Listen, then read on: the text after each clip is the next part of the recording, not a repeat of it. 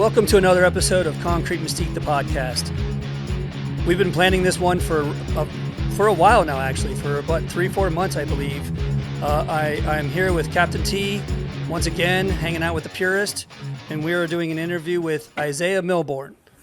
Now, Isaiah, first of all, thanks for joining the show. Welcome. Absolutely. Thank you for having me. I appreciate it. And we've never met before, correct? No, sir. So when you were at the Decorative show, we didn't even cross paths or anything, did we? I don't know, maybe. I probably seen you, but I didn't know you. So. Were you watching my project in the far corner where no one could see me?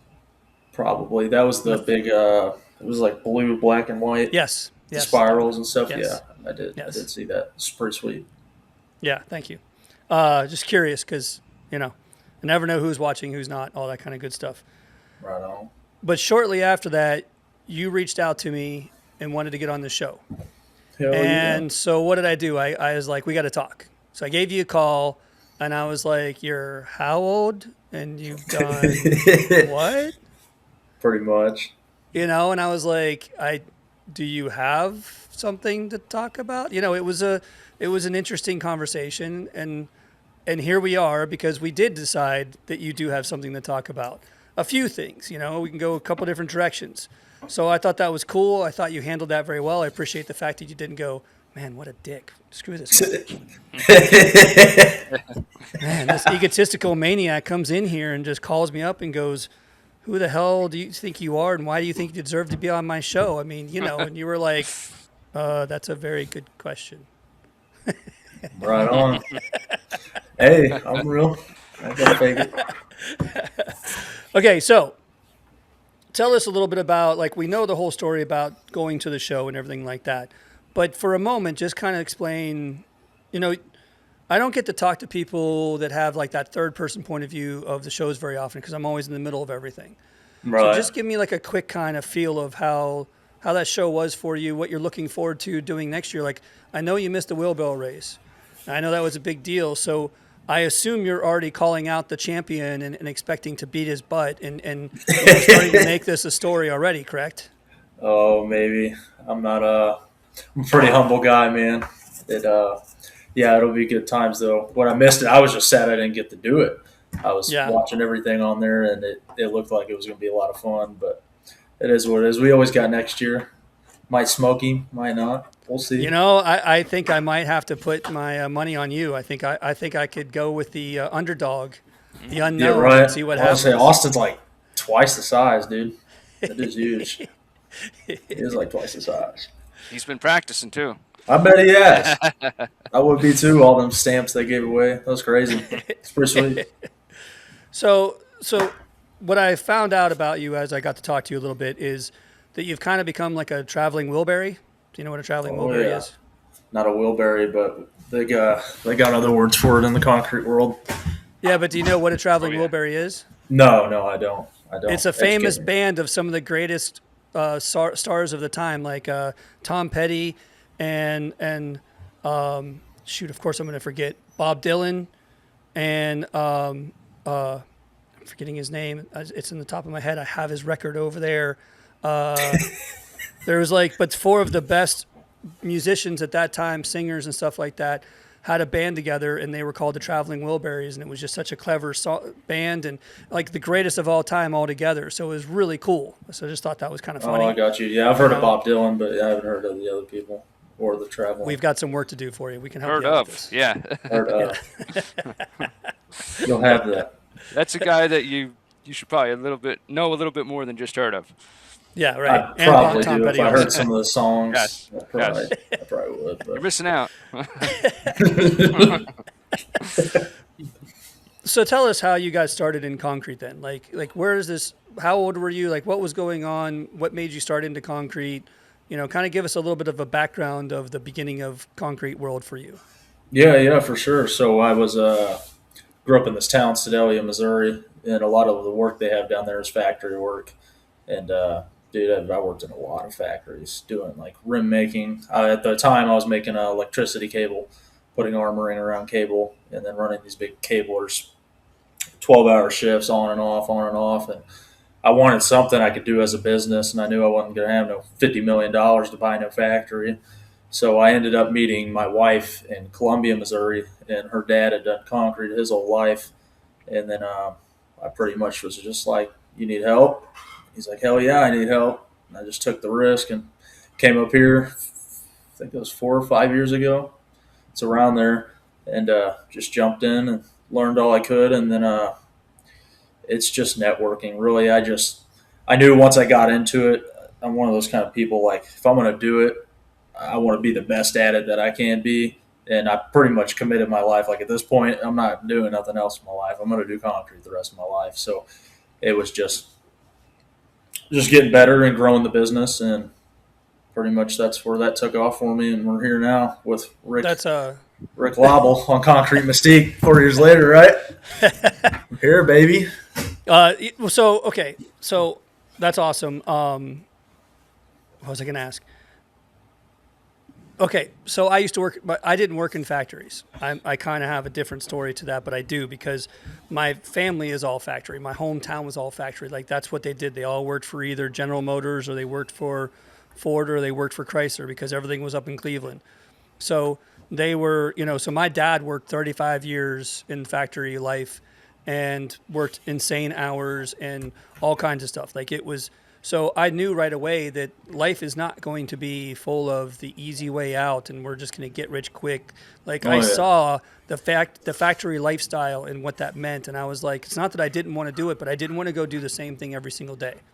Oh, for So sure, I dude. You kind feel of like a robot. Like, dude, right. you straight up, you feel like a robot. You're doing now Prismian. Now the cable factory, I probably could have stayed there for a while because it was more like I was running this big, huge 300-foot cabler, and you had like it was more like machining, and I got to run this big overhead crane because I'd have to load these reels in. So it was like you didn't do the same thing every single day, but a lot of the factories I did work in, dude, you just felt like a straight robot. And then another thing is like, Sounds like the precast life. dude, yeah, it was not for me. And another thing is like what you said, just growing up in a small town, and like I personally, I had been on my own since I was about 12, 13 years old. And so breaking that curse from my family, it was like, man, I got to do something that I can turn into a business and make it somehow, at least in my mind. Well, so No, tell me about this childhood story, because you brought that up when we talked to each other, but I didn't want to ask more at that moment. I'm like, okay, hold it for later. Like, I didn't want to. I want this to be fresh and new for everybody if they don't know it and stuff like that too. So I figured, right. instead of you telling me at that moment, let's talk about it now, and so that I don't see it coming, kind of thing. But so I'm curious what your background is, and your story behind all that you mentioned to me. Yeah, absolutely. I'll tell you, no worries. So when I was born, I think it was about 12 months after I was born, my father passed away actually, and let's just say Mama didn't take that too well, and she just kind of went off the rails there for a minute. Love my mom; she's out now. She lives in Florida now. But after that, I pretty much went to foster homes for a while, back and forth, back and forth, back and forth. So I was about 5 or 6, and then my aunt actually adopted me, her sister, to try and keep me in the family. And then after that, she went off the bonkers too. And then, yeah, her crackhead boyfriend one day, dude, he came in, he thought I stole $20 from him. To this day, I never stole that $20.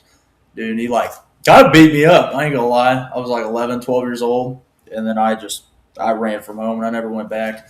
I had a grandmother from, what would you call that? So my aunt had married this dude, had kids with him. They divorced. And so it would be technically my brothers and sisters Cousin. adoptive. Yeah, they would be my cousins. Yes. And their grandmother, she kind of took me in as like a grandchild. Dude, I love her to death. We call her Boomal. Good old Boomal. She's a crazy lady. And yeah, she showed me the ropes on how to work and stuff. And I was just a delinquent. Dude, I was running the streets, selling drugs, being crazy. And she was kind of like, she loved me. She wanted to take care of me, but she kind of gave me tough love too. So it just bouncing around. And then don't know what you believe in. I found the good Lord in my life, and that's when really everything changed for me, man. And I had my first kid when I was 17. So then I was like, yeah, I got to tighten up. Otherwise, my kids are gonna live the same life, and it's gonna be a never ending cycle. And that's where, dude, honestly, thank God for concrete because my life is way different now, way better. Yeah, it sounds like it. Everything. Absolutely. It's insane. And, funny story actually. When I was in that factory in Prismian, we used to have this little scrap line that you would run the like cables come in certain cuts, right? So once it gets to a certain point, that reel can't reach that cut. They go and they scrap that aluminum and send it off to go be recycled, so they can get some of their money back for the material. I was sitting there on the scrap line and I'm watching videos and I see concrete videos on my phone and I'm sitting there. I'm actually kind of praying a little bit. I'm like, Lord, I will never do concrete. That's like I could never see myself doing that. And dude, it's so crazy how life works out, ain't it, Rick? That is funny how that. Dude, that's like my whole life now. That is like my dedication, my whole life, everything. It's kind of, dude, it's insane. It's insane how life just kind of takes you, Well, yeah, I mean the same thing for really both of us too. Like no one ever saw me doing this. I mean, again, I've never even poured an ounce of concrete. So Right. playing, working on what you've left me and doing what I can with it, I never saw that coming. Like that was not the plan. And anyway, Were you always artsy though? yes and no. Yeah, like I took art class in junior high and my freshman year of high school, but then That I never don't took count. art. I never took art again. Right. And then, Did you and have then I went talent to- for it though? Is what I'm saying. No. Really, no, not at no. all. No, it's all hard work. Right. It was going to college and going for a different reason and not wanting to do that and enjoying. And I was getting an A in art and I just kept taking classes. No, I was not. I am not the best in the class or anything like that. I was probably one of the lower of the people that I not competed against, but went to school against and everything like that because we critiqued each other a lot. And they're intense critiques and stuff like that. And we would rip each other apart on purpose. That was the goal. Like you had to be able to handle criticism. Had to be able to handle it. Right. So no, it's a different lifestyle, different world, different everything. Like it, I can't say half the stuff I want to say about this concrete world because everybody would get offended. It's just something that we did all the time, and it's something I've had to learn over the years to be careful about. Sometimes I let it slide, Sometimes you got. but No, that's funny. And dude, I've noticed that. You Like just explained a whole lot. they actually, that's what's kind of crazy what you're saying about like the hard work and things. Because I was never an artsy person. Like I can barely my handwriting sucks. But like over the past like 2 years, trying to actually put effort in the doing decorative stuff and hand carving and sitting down and like I've been trying to practice drawing flowers and different stuff to hand carve them in concrete, and it just kind of shows like when you really put your mind to it and you really put the effort into it, you really can accomplish just about anything. I'm not no Crystal Plose. That woman's crazy. She Correct. does some Yeah, right. insane work, dude. But if you definitely if you still can do some cool stuff, even though if you're not crazy talented. no, absolutely you can, and there's ways to learn how to do that. And one of the things I tell people all the time is, every time I talk to someone that says, "Oh, I can't even draw a stick figure," I always go, "Well, if you drew 1,000 stick figures, would you be really good at drawing stick figures?" Amen. Because that's what we You did. would. That's what you're doing with concrete. That's what I did with drawing. That's what I did with painting. Like, that's all you can do. This isn't I thought of this was an idea and I'm just going to start doing it. No, it all takes a shit ton of practice and learning and skills and everything like that. And that goes into, you started to, well, let's backtrack for a second. All of a sudden, out of nowhere, you go to Decocrete. You come back from Decocrete. You got this cool little story. Everybody starts paying attention to what you're doing. You're on these interviews left and right. And all of a sudden, social media industry knows who you are. Boom. Yeah, I know Now- that's crazy. It comes out of nowhere. It's just everybody thought you had a From my cool car- story, from my and you're a car nice breaking guy. down. It's not like you're coming in there like like me. And I had to. It didn't come that easy for me because back then I was a raging asshole and an egotistical maniac, way worse than I am now. I kid you not. You ask some of the guys. You ask Jeff Hirschberger how I was when he first met me compared to how I am now, and you will not believe the difference. I promise you. Really? 100%.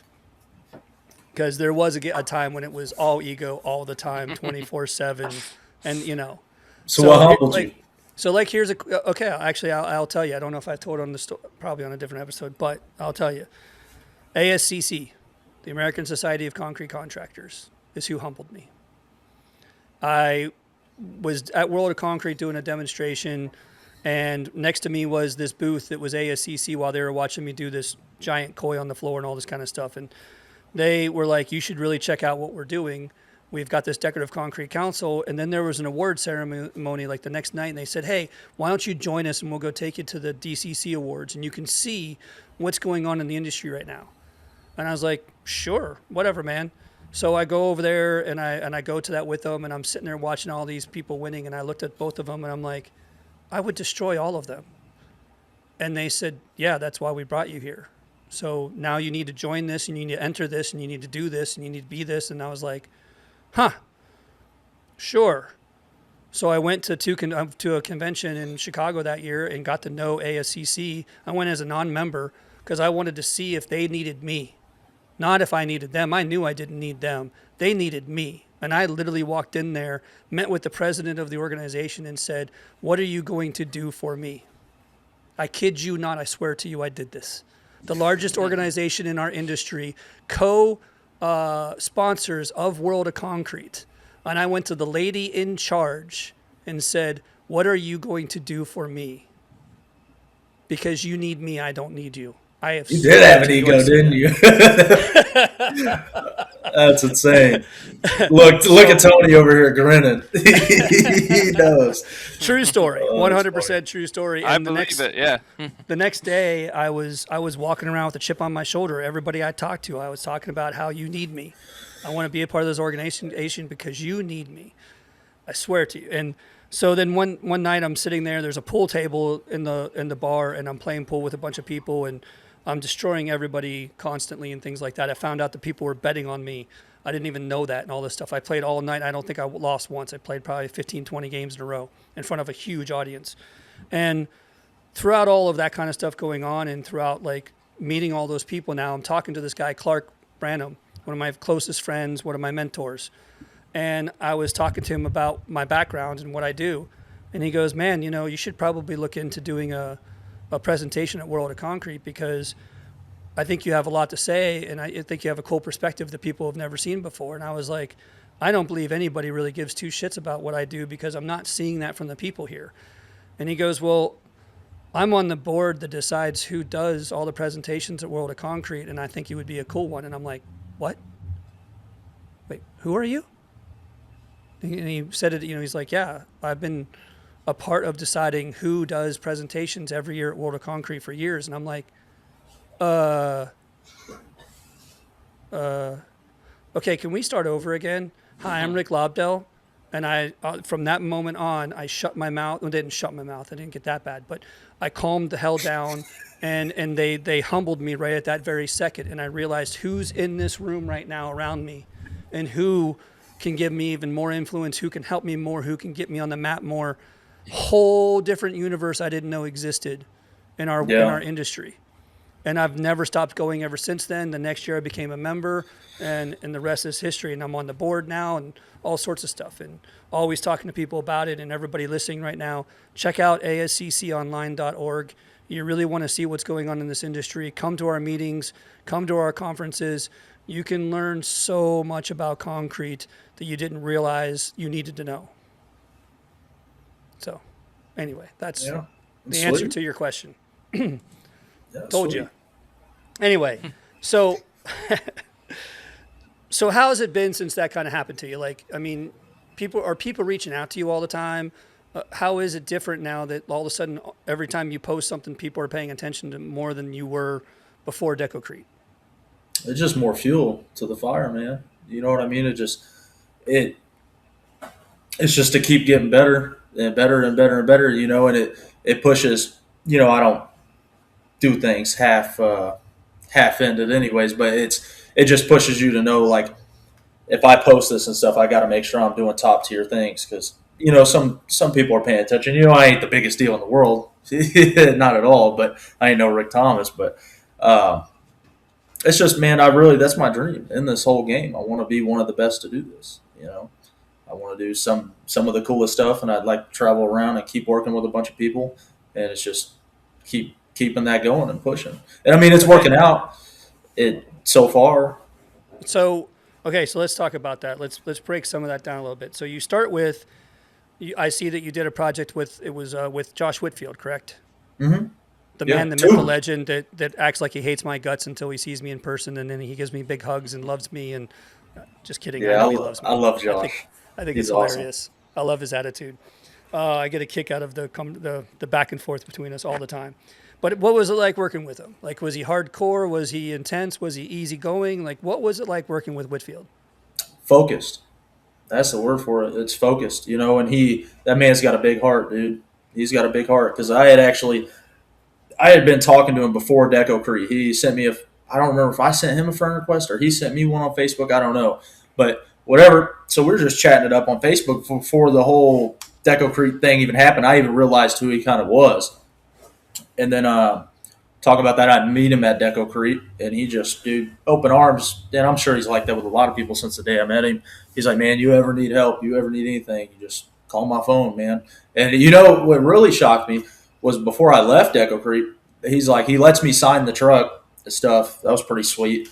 And he's like, text me when you get home, brother. I want to make sure you made it home safe. And I'm just like, yeah, that's Cool. that's a genuine dude right there. So Well, you also did have a hard time getting there, so maybe that was because you were lucky to concerned. make it there, and he wanted to make sure. You found your way back. Probably. But yeah, anyways, so I had an overlay job I was gonna do, and at this point, like, and I'm still practicing staining and stuff like that. I hadn't really gotten to the staining side of things that much, and I knew he had, so I asked him. I said, "Hey, I'm gonna do this overlay, and I'd like to stain them this kind of way. You know, if I ask you for some pointers, will you, lead me in the right direction if you don't mind, if you got time, you know, because we're all busy." And he just, at the drop of the dime, when are you doing it, bro? I'll just come down and help you. And he just right away, I gave him a date and he shot down there, helped me out. That's when I did that video and learned a lot from him. And then actually, I just went up there to Indiana and helped him pour out a big old set of stamped steps a few Awesome. weeks back. Yeah, it was pretty cool. That dude, I got nothing but good things to say about him, man. Humble heart, and I think he plays into it for fun, but that's not his character. He's a pretty humble dude. And No, I agree with you. Like the funny thing, and I've said this years ago or 2 years ago when we first met at World of Concrete, we talked to each other right away, like introduced each other, started talking to each other, and we're standing beside Jeff, and we're talking about what we're about to say. No one knew this. Jeff didn't even know it. Like it was not scripted, but at the same time, we did script a little bit of what we were going to say to each other to edge each other on, and it was really like a battle of the wits, like who's going to have the last word and stuff. Like we kind of just talked a quick little thing about it, and then went live, and it was hilarious because everybody was like, "Oh my god, these guys hate each other," and it was no, we just had a quick I remember conversation that about well. it. And it was awesome because we had so much fun together. And then we got done afterward. It was like, that was awesome. Good job. See you later. It was nice meeting you. that's awesome. And I'll tell you who else made my Deco Creek trip awesome. That man right there, Tony. Tony hooked it up. My birthday, and I was actually talking to him for a minute before. No, you know what's funny about meeting Tony? So how I got into this whole freelancing thing here in St. Louis, and I don't know how it is It's a around. good one. Yeah, that is a good one.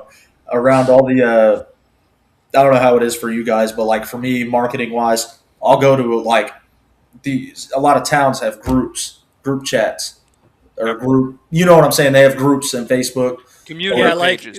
Yeah, there you yeah, go. like, Community pages. yeah, So I would yeah. go to these like local community pages, whatever, and I would look at when somebody would post in there, I need some concrete work or something. You'll have like 60 dudes right there in the comment section, like, I'll give you an estimate, I'll give you an estimate, I'll give you an estimate. Well, I would go through those dudes and be like, hey, I'm a finisher in the area.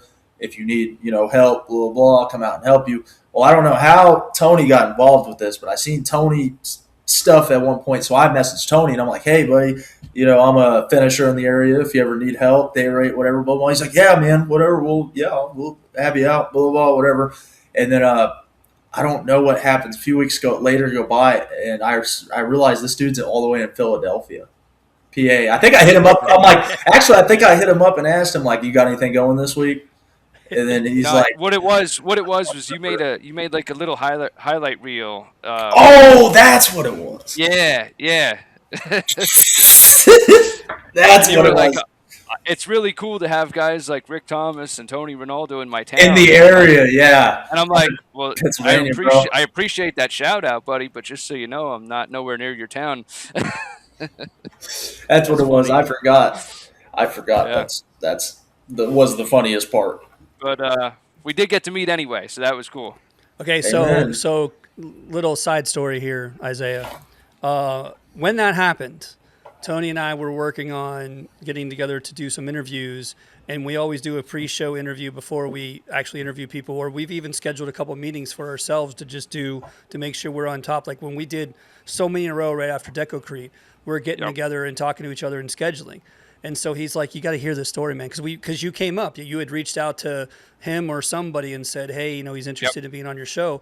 And so I was like, "Okay, cool." I never got to talk to the guy I really don't know, and so he tells me this exact story. He's like, "You wouldn't believe this story," and tells me it, and I'm laughing.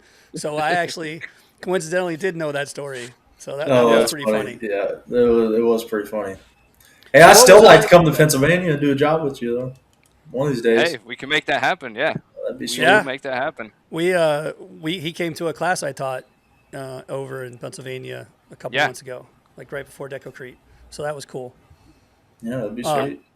So, okay, so what was it like working with Rick Thomas then? Let's talk about that because that was a big one for not just you, but the industry, like you said, is watching a lot of stuff of what he's doing. He's very popular on YouTube and very nice guy. Great guy to know. I've never met him until this year at Decocrete either. I think we said hi to each other last year. This year was the first time we actually met and talked to each other, and then what was it like working for him?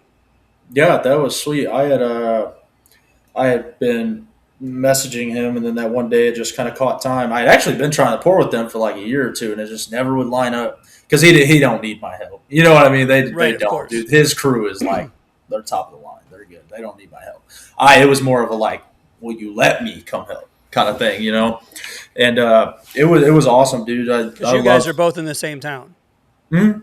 Yeah, we're both in the same area Yeah. essentially, and yeah, Rick, dude, he's a lot more humble than I thought he'd be. Because when you got the big YouTube channel and you're running the big business and all that, he's a little intimidating. Well, and he's But also a no, professional drag strip racer, so like you would think a drag racer would have a huge ego, and dude, he yeah, does kind of in that, but he doesn't when you talk to him. No, no, getting he's into the details of really racing, humble. yeah, there is a little bit of a I'm pretty badass at racing, which he is. Like his whole family, it's crazy. But yeah, Right. and personally, no, he's not like that at all. It's crazy. No, I didn't see that coming either. I didn't either. But no, he's super cool, dude. So I asked him to come go pour and stuff, and then we went out and we poured this big driveway section, and it just felt it felt good to be around other good guys because, dude, I go and pour with a lot of guys that I got to do dang near everything, or people just don't do right, and I don't say nothing, and I just go back behind them because I'm Yep. a little more detail orientated and quality control, I guess you call myself.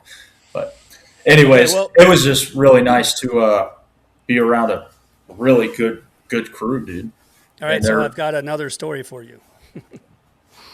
A month ago, I was in St. Louis for one night. I came in to teach class, left the next night after the class.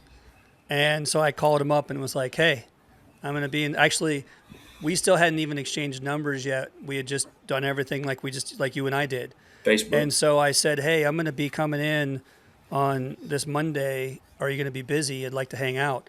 And gave me his phone number right that way and just said, "Call me." So we started talking. We planned everything out. So I went and I hung out with him and his wife all night. We went to dinner together. We had an incredible night together.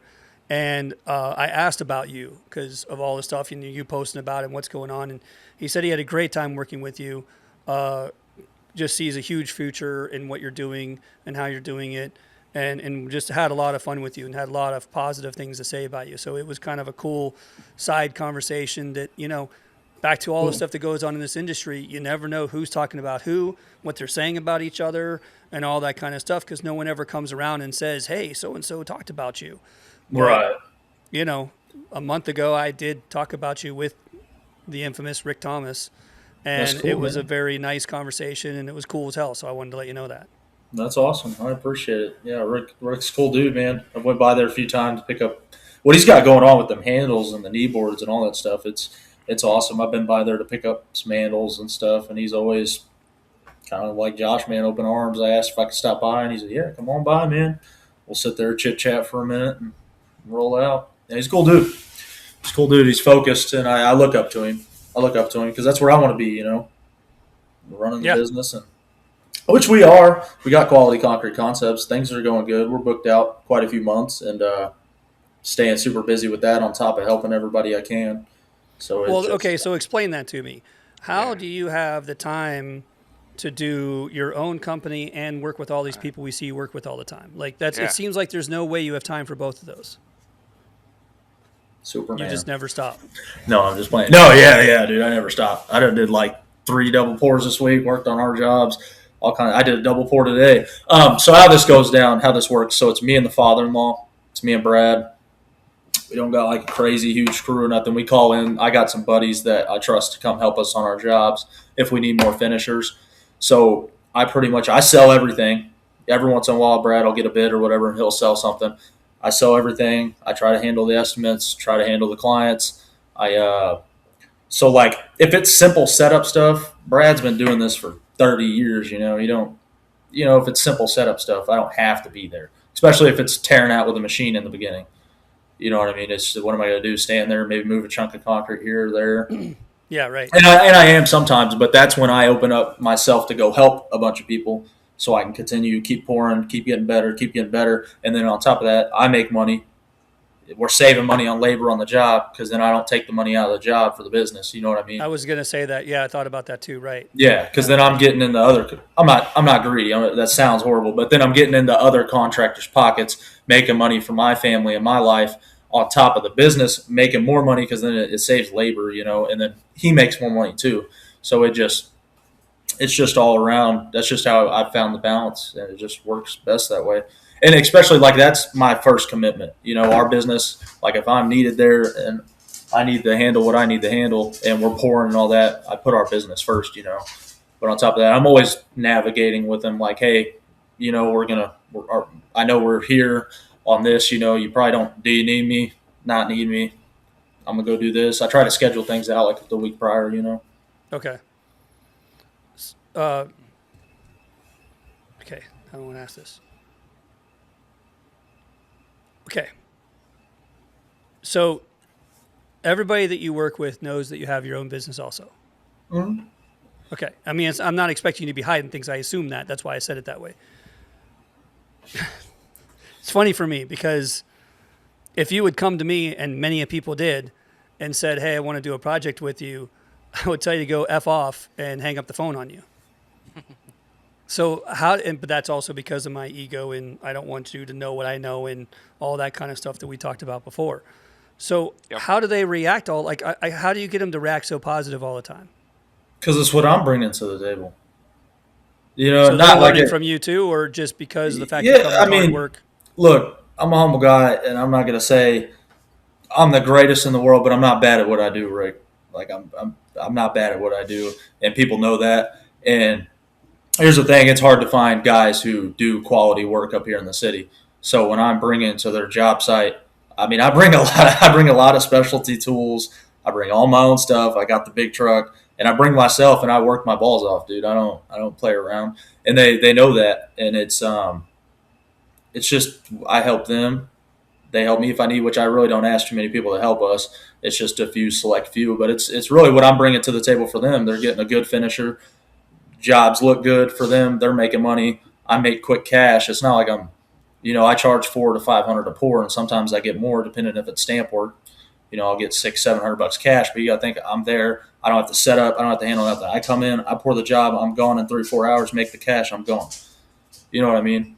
Sure. So it's like I'm not taking nothing from nobody, and I do. Like I said, I show up. I go to work. People know that, and I do a good job on their jobs, so it makes them look better. Sure. You know what Well, I'm saying? and all the video work that you do, is there something with all of that too, or you just do that because it's you? What do you mean? Well, like I see a lot of the videos, like you're Do like, that to today I'm advertise on for this them? project. Yeah, are you advertising for them when you're putting those videos together, or is that just for yourself? Well, the videos I only do for our jobs.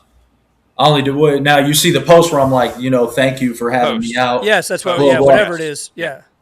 It's just one to continue making content to show that I'm out and around, and then two, it's man, I don't try to destroy somebody else's building to build my own. We can all build together, So I'll shout people out, and I'm out on their jobs, and I don't know how to explain it. It's advertising myself too, because then it's showing reliability. Like this many people are using this guy, I could probably use this guy too. You know, my phone's constantly blowing up with new people that want help pouring and stuff. It both, I guess. I guess to Well, answer your and question, both. That actually, was I mean, my the way you just said that is kind of the point to why you're here. Because that's what we talked about. That's really the story. The reliability that we don't see all the time in this industry anymore. Like people don't realize it goes back to when the economy tanked in 08, 09, and 10. That's when all of a I was sudden drinking a bug juice. nobody wanted to work anymore. From that point on, it's been a struggle to get good help. COVID didn't make it better; it made it worse.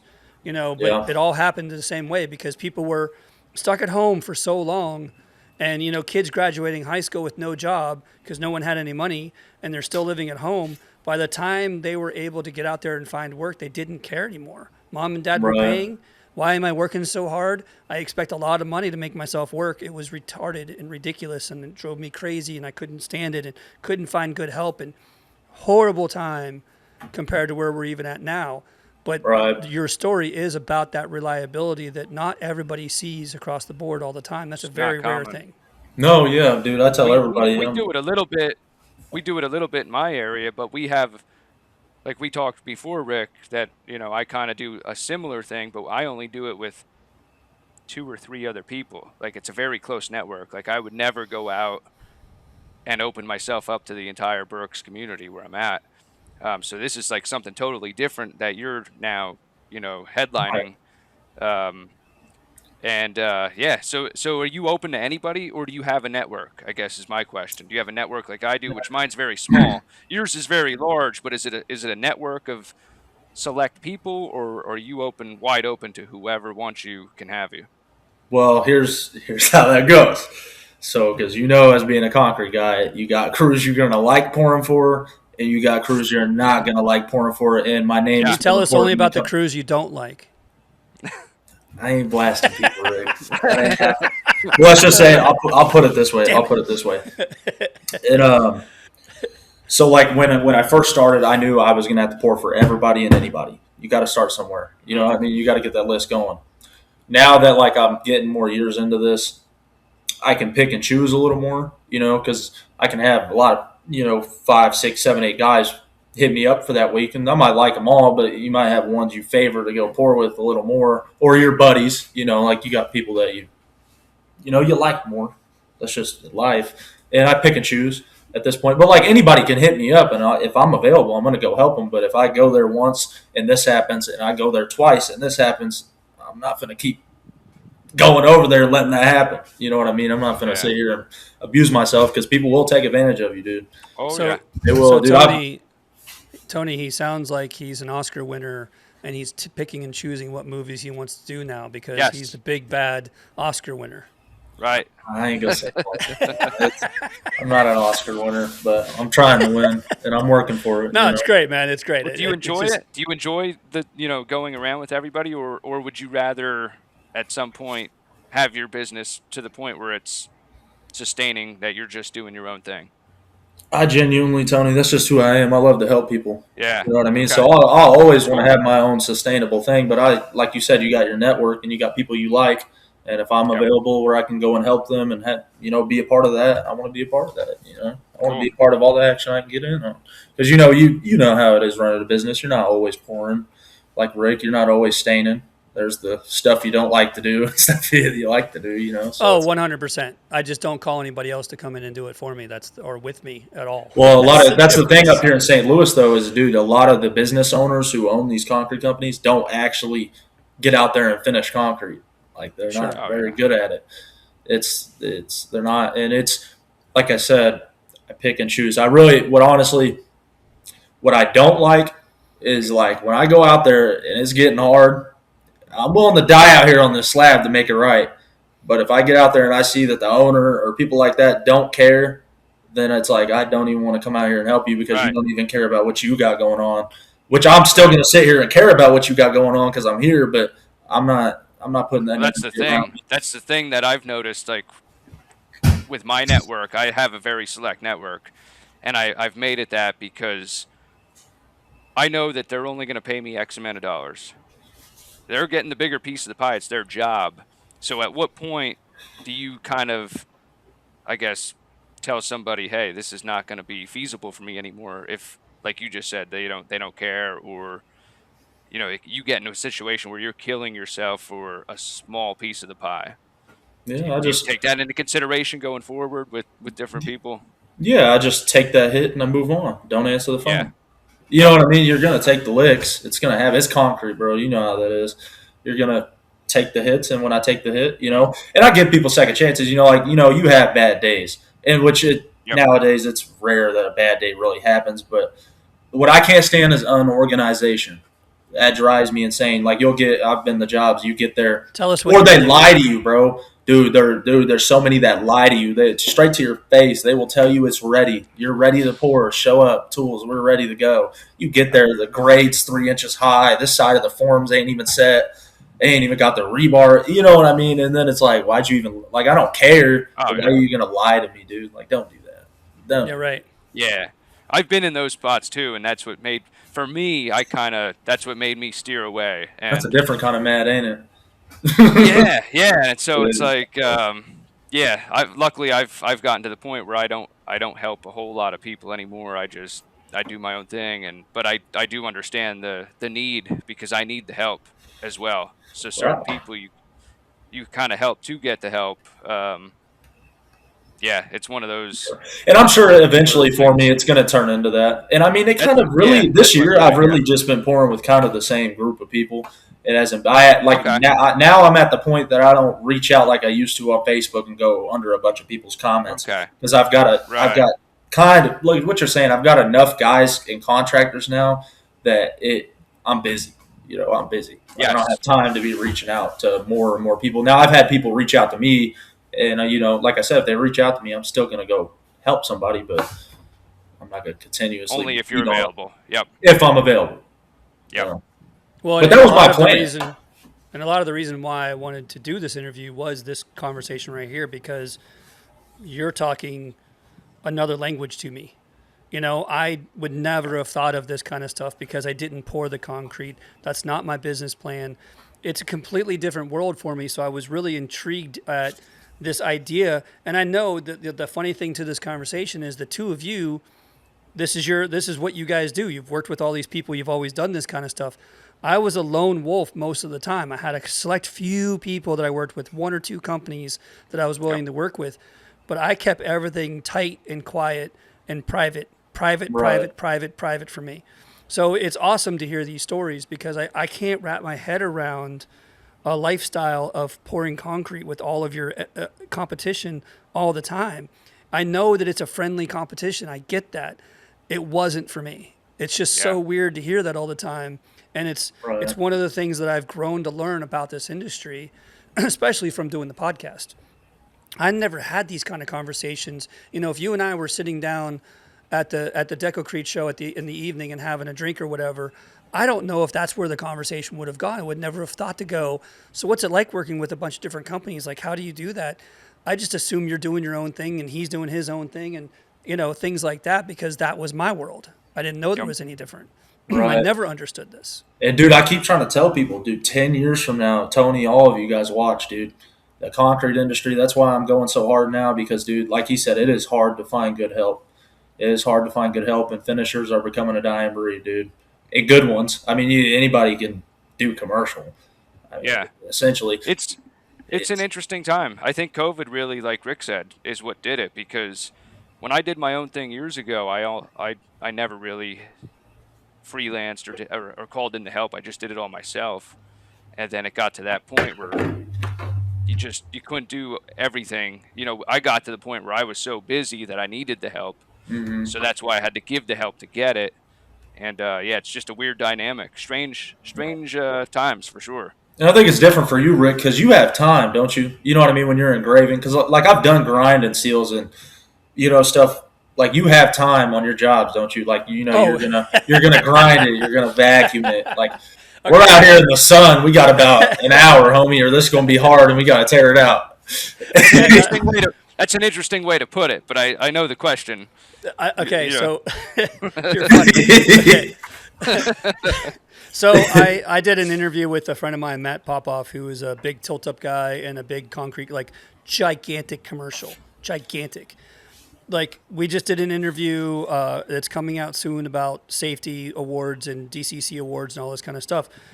And for example, he said that one of the awards that they get is called the Fleet Safety Award, and it's based on how many million miles your team drives safely in a year. Oh.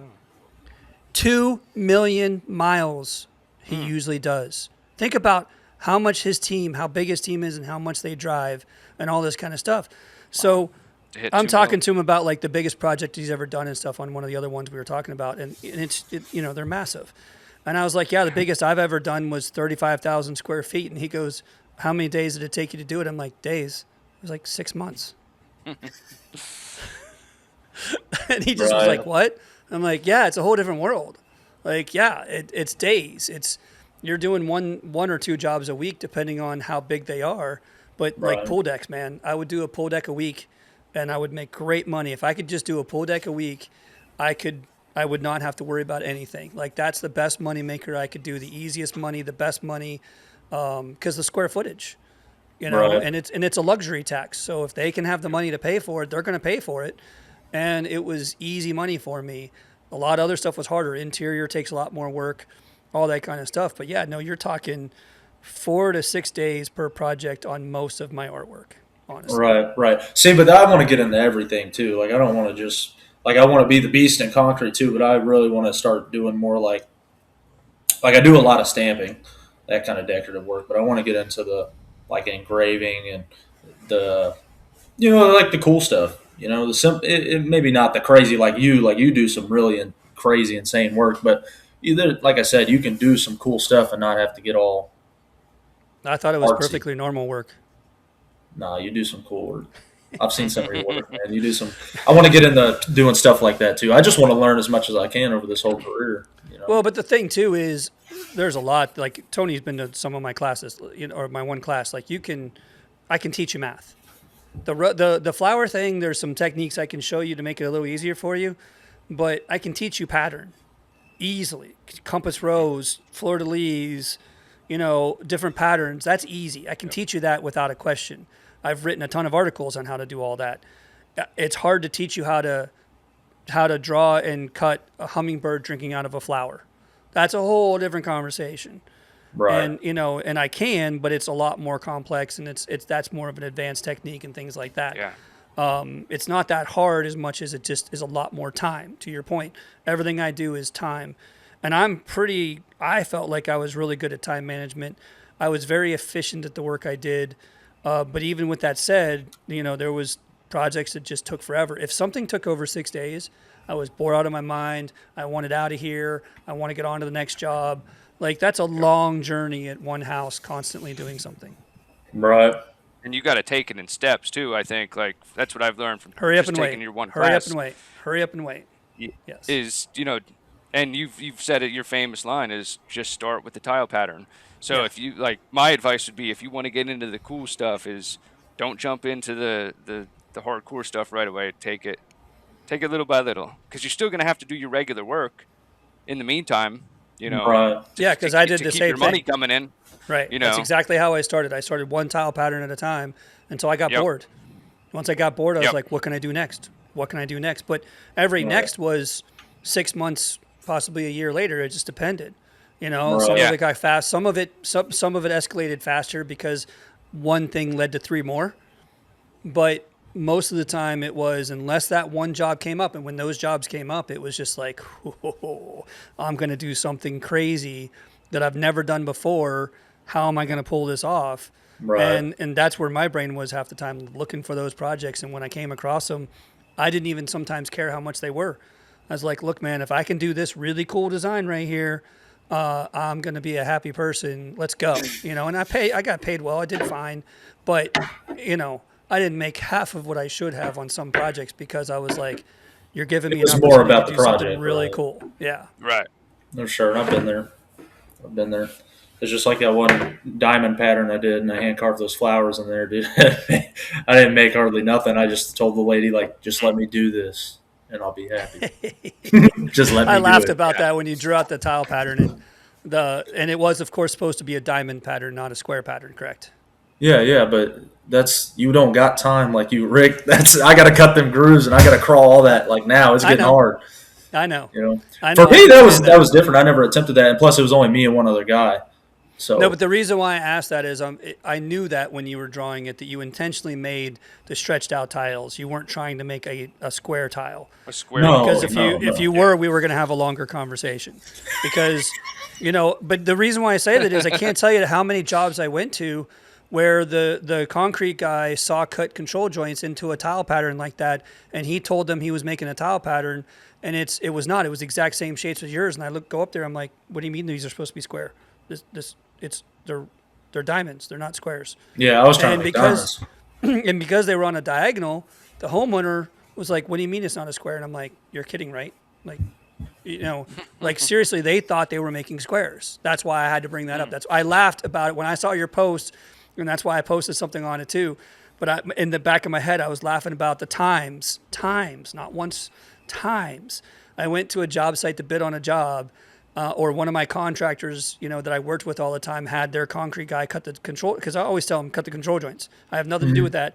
I didn't pour the concrete. I'm not guiding where that should go. I'm not the master of control joints. You are. You're supposed to know where that's going to crack, not me. But they come in and they do a tile pattern like that's supposed to be on square, and I'm looking at it going, okay, I wish you just would have cut a normal pattern. Yeah, I'll have to show you one we did. Man, it wasn't that long ago. This guy was building a stick frame house, and he wanted a concrete floor. So we did a huge, what was that color we used? It was like a dusty rose, and we used Italian slate over the whole floor. And then we cut them in 2x2 squares the whole way through. So now his house, like inside his floor, looks like Italian state slant. I did not say that wrong. I'm tired. I'm tired, dude. I poured a lot of concrete this week. Oh, I can't wait to make that one. Yeah, please don't. Oh, I will. It's perfect. Italian slate Clips are stamp. coming. Gosh dang. Italian slate stamp tile. Say that 3 times fast. I'm good. It is tough to say. That's funny. But yeah, it came out sweet. But I do get what you mean. I do get what you mean. Well, cool, man. Well, like you said, you're tired. It's been a long day for all three of us. It's Friday. That's why I like doing this, because we don't have to get up tomorrow, or at least I don't. I get to sleep in. I might go out on my boat. I got to pour a 40-yard driveway. I'm hoping to be on my boat, guys. So Good, hopefully good. I'll catch another bass. I caught a bass last week. I was super excited about it. But yeah, so I'll let you guys go. I really appreciate your time, Isaiah. I'm glad that you not pestered me. I will not say it that way. You poked at me and said, hey, hello, knock, knock, hello. Because you reached out multiple times. You didn't just go, okay, I'll wait for him. And I think at one point I did go back and go, hey, let's talk about this too, so that I showed you that I was serious about it too, and I wasn't just blowing you off. But I appreciate. And I did put in the first word. I just want to go on record. Yes, you did. And Jeff Appreciate you. and Hirschberger also too. He put in the second word. Yep. Both of them said that you were talking about my show and stuff like that. So I really appreciate that. Like, that's all positive. I love your attitude. I can't wait to get to know you more over the next couple of years and everything like that. I'm going to be watching them from a distance. You won't see me jumping into the pour with you sometime soon. That's not going to happen. But I will watch and critique and have fun, in the background, being the peanut gallery while you're pouring in front of me. Because I assume you're going to be helping at the Decocrete show in the near future with your path if you want to, because I'm sure there's a lot of fun that you can get into there. Yeah. And of course, when you can make it on time and everything like that, and not have car. Okay, here we go. That wasn't my fault. You got to get there early. Well, I don't actually. After that happened, Jason reached out and he said they were paying for my trip next year. So hopefully I do make it. No excuses next year. Right. No excuses to lose the excited. wheelbarrow race. No excuses to be there late. You better be early there helping somebody. It's going to be the Isaiah Milbourn show next year. Isaiah Milbourn. Man, that'd be sweet. I hope I can one day compete there. That'd be awesome. So awesome, man. Well, thank you guys very much. Have a great night, and we'll talk again soon. Absolutely. Thank you, Rick. Good deal.